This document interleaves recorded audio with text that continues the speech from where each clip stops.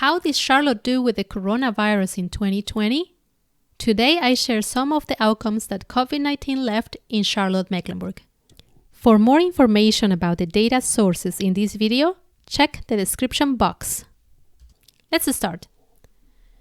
Mecklenburg County has a population of 1.11 million people, according to the U.S. Census Bureau. Out of these 1.11 million, CDC data shows that there were 55,801 confirmed cases of COVID-19 in 2020. So around 5% of the total Mecklenburg population was infected with this virus. From this total, and rounding up the numbers, 99% survived and 1% died with this virus.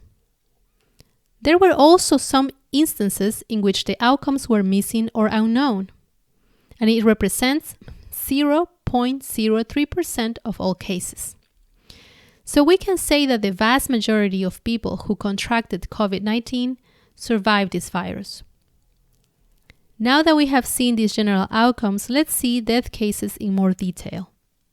Let's start with COVID-19 deaths in relation to underlying medical conditions.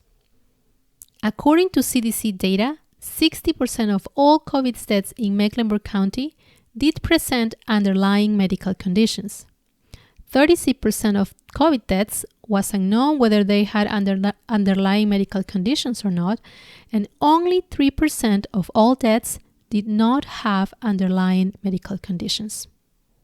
As we can see, the majority of COVID deaths did present underlying medical conditions.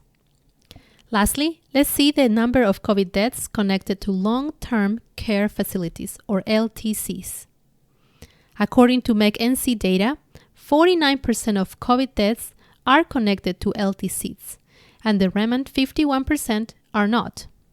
In other words, this 51% was distributed among the Mecklenburg community in general. So we can say that in 2020, about half of all COVID deaths in Mecklenburg were connected to long-term care facilities, and the other half occurred among the general community. As we review these outcomes, new questions come to mind, such as, when did these cases with unknown knowledge of underlying medical conditions happen? It's a considerable amount, so did it all happen in one particular time? If so, what happened?